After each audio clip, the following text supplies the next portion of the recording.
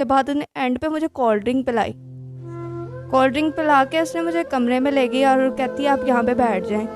मैं तो जस्ट वैसे ही बैठ गई कि चलो ठीक है, मेरी फ्रेंड ने कहा तो शायद कोई गपशप के लिए बिठाया। और जैसे मैं उधर बैठी हूँ तो मुझे चक्कर आना शुरू हो गए और एक अजीब सी घुटन सी फील होना शुरू हो गई। तो 4-5 घंटे के बाद होश आया तो मुझे एक अजीब सा फील होना शुरू हो गया, अजीब सी घबराहट के ऐसे जैसे मेरे साथ कुछ हुआ। मैंने उससे तक किया, उसने मुझे कहा कि मैं तुम्हारे घर वाले को बता दूंगी, घर वालों को वीडियो सेंड कर रही हूँ तुम्हें मुंह दिखाने के लायक नहीं छोड़ूंगी, मेरे पास तुम्हें आना होगा। हाँ, दरअसल ये बिजनेस था। अच्छा। वो शरीफ लड़कियों को अपने एतमाद में लेती थी और उनसे इस तरह के काम करवाती थी। कुछ तो लड़कियां मजबूर होकर इस तरह के काम करती भी हैं, लेकिन उसने मुझे बिल्कुल नहीं इस बात का इल्म तक होने नहीं दिया।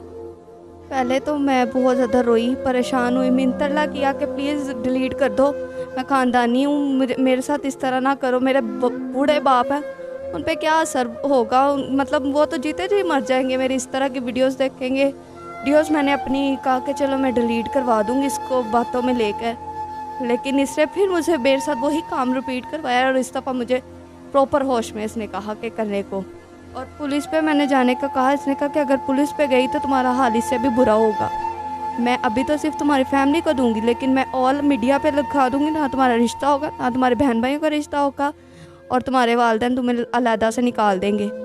तो अगर हमारे ओवरसीज़ पाकिस्तानी बड़े अच्छे हैं, बड़े नेक दिल इंसान होते हैं और बड़ी हेल्प करते हैं, हमारी वीडियोस बनी हुई है और स्पेशली हमें कॉल्स आती हैं और हमें वो बताते हैं कि हमने आपकी बनाई हुई वीडियो पे इतनी हेल्प की है। तो अगर हमारे चंद ओवरसीज़ भाई ऐसे हैं जो शादी के ख्वाहिशमंद भी होते हैं, अगर आपको कोई पॉलर बना दे, ठीक है, और आपको रेंट के लिए घर के लिए मतलब रेंट भी भेजे ताकि आप घर ले सकें रेंट पे, तो क्या अगर वो आपसे ये ख्वाहिश रखे कि आपका वो सपोर्ट, ज़ाहिर बात देखें आप औरत ज़ात है, यंग एज हैं, अभी जवान हैं और आपने देखें अच्छा ही किया अपने घर वालों के साथ, लेकिन एक कुदरती तौर पे एक मसला बन गया तो और आप इस हालात में पहुंच गई हैं। अगर हमारे ओवरसीज़ भाई आपकी सपोर्ट करना चाहें और सपोर्ट करने के नतीजे में अगर वो कहें कि जी मज़ीद हम आपकी सपोर्ट को जारी रखेंगे, आपका ख़र्चा हर चीज़ उठाएँगे, तो शादी के भी कोई मामलात हो सकते हैं? देखें, जैसे कि आपको पता है मेरे साथ जो कुछ भी बीता है। अस्सलाम वालेकुम नाज़रीन, मैं आपका अपना मेज़बान ज़ुबैर राजपूत। आज हम एक ऐसी बहन के साथ बैठे हैं कि जिन्होंने अपने गरीबी को ख़त्म करने के लिए, अपने घर वालों को सपोर्ट करने के लिए पॉलर बनाया।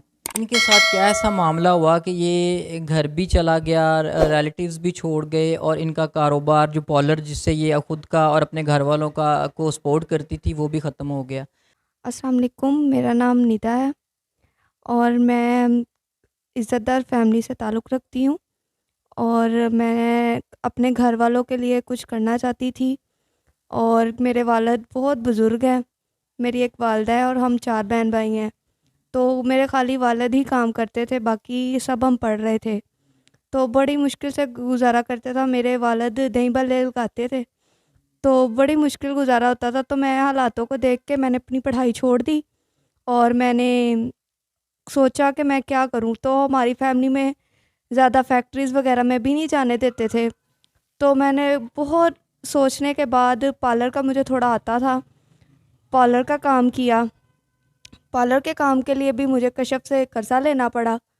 तो उन्होंने 30-35 हज़ार रुपया मुझे दिया, जिससे मैं थोड़ा बहुत अपनी चीज़ें लेके पार्लर का काम शुरू कर लिया। अच्छा, जैसा कि आपने बताया कि आप 4 बहन-भाई हैं, तो बाकी बहन-भाई आपसे छोटे हैं या बड़े हैं?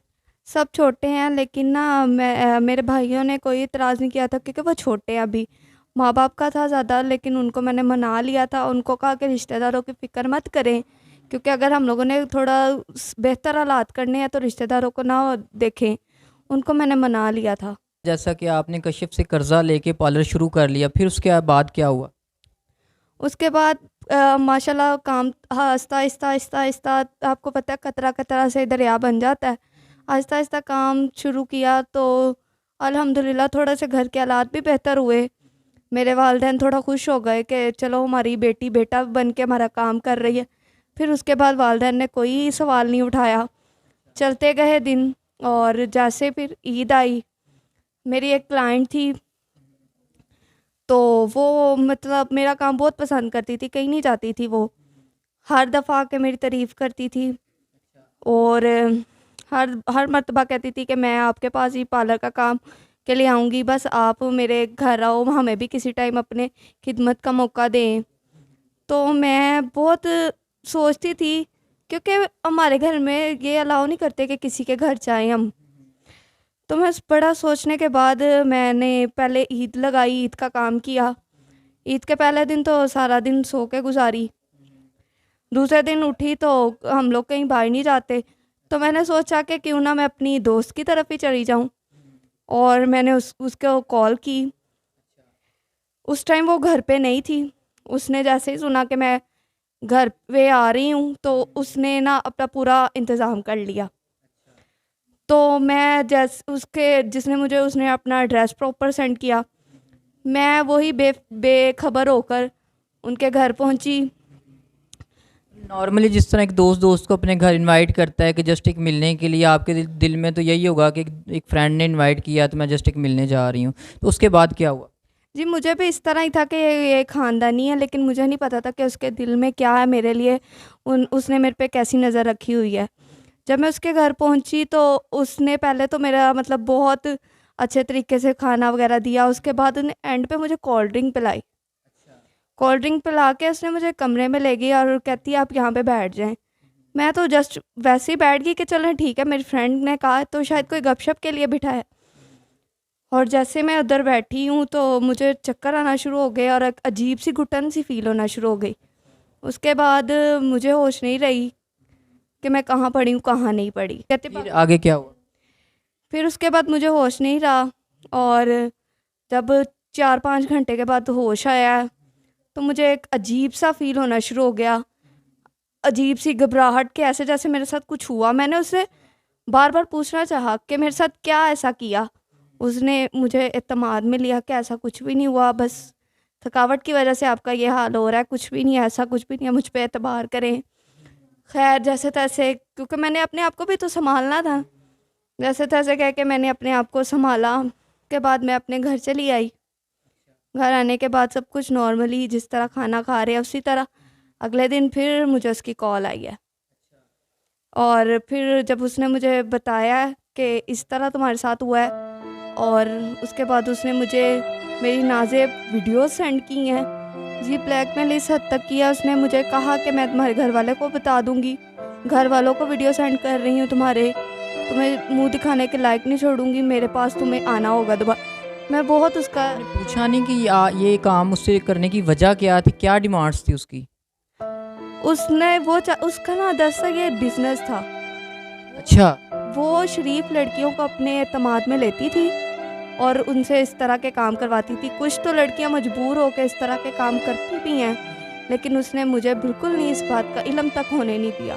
पहले तो मैं बहुत ज़्यादा रोई, परेशान हुई, मिन्नत किया कि प्लीज़ डिलीट कर दो, मैं ख़ानदानी हूँ, मुझे मेरे साथ इस तरह ना करो, मेरे बूढ़े बाप हैं, उन पे क्या असर होगा, मतलब वो तो जीते जी मर जाएंगे मेरी इस तरह की वीडियोस देखेंगे। मैं बहुत परेशान भी हुई, लेकिन वो तो आपको पता है इंसान पैसे के लालच में किस हद तक गिर जाता है। तो उसने फिर भी मेरे ना चाहते भी उसने कहा कि नहीं तुम्हें एक बार आना होगा। मैं उसकी बातों पर फिर एतबार करके उसके घर गई। मैंने कहा चले मैं आज मामला ख़त्म करके आऊँगी। वीडियोस मैंने अपनी कहा कि चलो मैं डिलीट करवा दूँगी इसको बातों में लेकर, लेकिन इसने फिर मुझे मेरे साथ वही काम रिपीट करवाया, और इस दफ़ा मुझे प्रॉपर होश में इसने कहा कि करने को। और उसने अच्छा अच्छा, मतलब घर बुला आप चली गई हैं, मतलब रिक्वेस्ट करने की शायद वो आपके कहना मान ले, तो फिर से आपके साथ गलत किया गया? फिर से इसने गलत किया, बस इसी बेस पे कि तुम्हारी वीडियोस डिलीट करवा दूँगी। लेकिन आपने सोचा नहीं कि मैं ये इनके पास जाने की बजाय पुलिस में जाऊं, या कुछ तरह का ज़हन में बात नहीं आई? पुलिस पे मैंने जाने का कहा। इसने कहा कि अगर पुलिस पे गई तो तुम्हारा हाल इससे भी बुरा होगा। मैं अभी तो सिर्फ तुम्हारी फैमिली को दूंगी, लेकिन मैं ऑल मीडिया पे लिखा दूंगी, ना तुम्हारा रिश्ता होगा ना तुम्हारे बहन भाइयों का रिश्ता होगा, और तुम्हारे वालिदैन तुम्हें अलहदा से निकाल देंगे।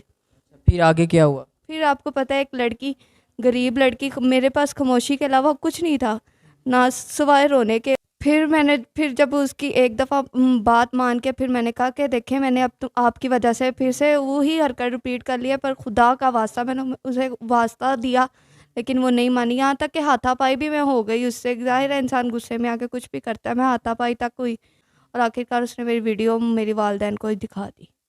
अच्छा, मतलब उसके बाद आप घर वापस आ गई हैं, तो उसके बाद उसने फिर भी इतना कुछ करने के बावजूद भी आपकी आपकी वीडियोज़ वायरल कर दी। हाँ जी, वो चाहती थी कि मैं इसके साथ बिज़नेस करूँ, इसी तो काम फिर आगे से जब वो वायरल हुई हैं आपकी वीडियोज़, आपके घरवालों को सेंड किया, तो आपके घरवालों का रिएक्शन क्या था?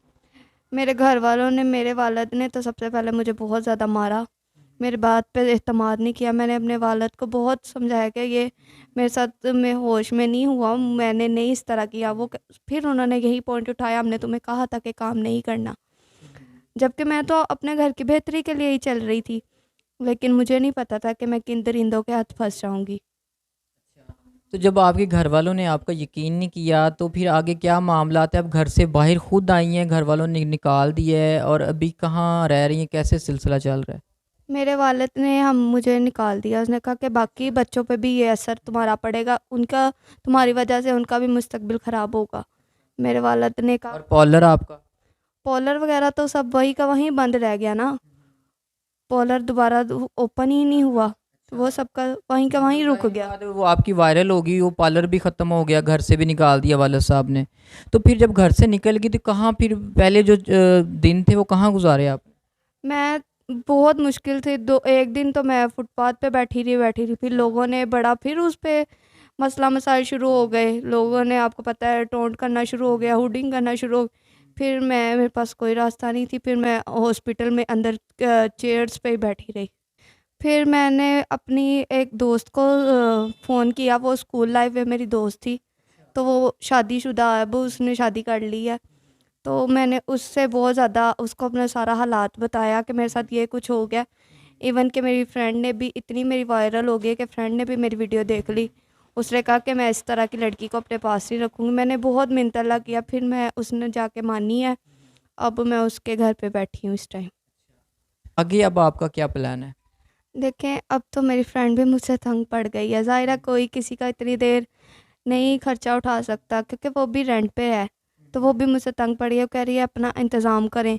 रोज़ कहती है, रोज़ मैं उसको समझा देती हूँ, लेकिन अब मामला काफ़ी हद तक हो गया है, क्योंकि 15-20 दिन तो गुज़र चुके हैं।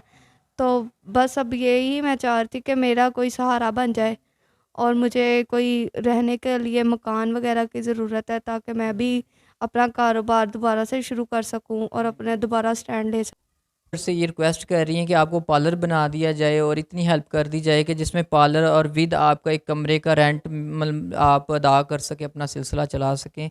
तो अगर हमारे ओवरसीज़ पाकिस्तानी बड़े अच्छे हैं, बड़े नेक दिल इंसान होते हैं और बड़ी हेल्प करते हैं, हमारी वीडियोस बनी हुई है और स्पेशली हमें कॉल्स आती हैं और हमें वो बताते हैं कि हमने आपकी बनाई हुई वीडियो पे इतनी हेल्प की है। तो अगर हमारे चंद ओवरसीज़ भाई ऐसे हैं जो शादी के ख्वाहिशमंद भी होते हैं, अगर आपको कोई पार्लर बना दे, ठीक है, और आपको रेंट के लिए घर के लिए मतलब रेंट भी भेजे ताकि आप घर ले सकें रेंट पे। तो क्या अगर वो आपसे ये ख्वाहिश रखे कि आपका वो सपोर्ट, ज़ाहिर बात देखें आप औरत ज़ात है, यंग एज हैं, अभी जवान हैं, और आपने देखें अच्छा ही किया अपने घर वालों के साथ, लेकिन एक कुदरती तौर पे एक मसला बन गया, तो और आप इस हालात में पहुंच गई हैं। अगर हमारे ओवरसीज़ भाई आपकी सपोर्ट करना चाहें, और सपोर्ट करने के नतीजे में अगर वो कहें कि जी मज़ीद हम आपकी सपोर्ट को जारी रखेंगे, आपका ख़र्चा हर चीज़ उठाएँगे, तो शादी के भी कोई मामलात हो सकते हैं। देखें, जैसे कि आपको पता है मेरे साथ जो कुछ भी बीता है, तो मुझे नहीं लगता कि अब कोई मेरे से शादी भी करने के लिए तैयार होगा। लेकिन फिर भी अगर मेरे तमाम मामलात को मद्देनज़र रखते हुए वो फिर भी मुझसे शादी के लिए करेंगे, तो मैं इंशाल्लाह उसके बारे में सोचूँगी। मतलब आपको पार्लर बना दे, आपके अखराजात उठाए, चंद दिन आपके साथ चले, इत्मीनान में ले, तो आप तैयार हैं। जी।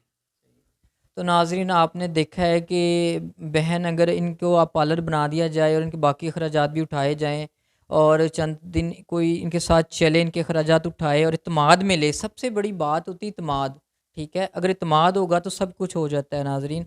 तो नाज़रीन मज़ीद हमारे चैनल पे वीडियोज़ देखने के लिए हमारे चैनल को सब्सक्राइब करें, शेयर करें, दुआओं में याद रखिएगा, अपना ख़्याल रखिएगा। अल्लाह हाफ़िज़।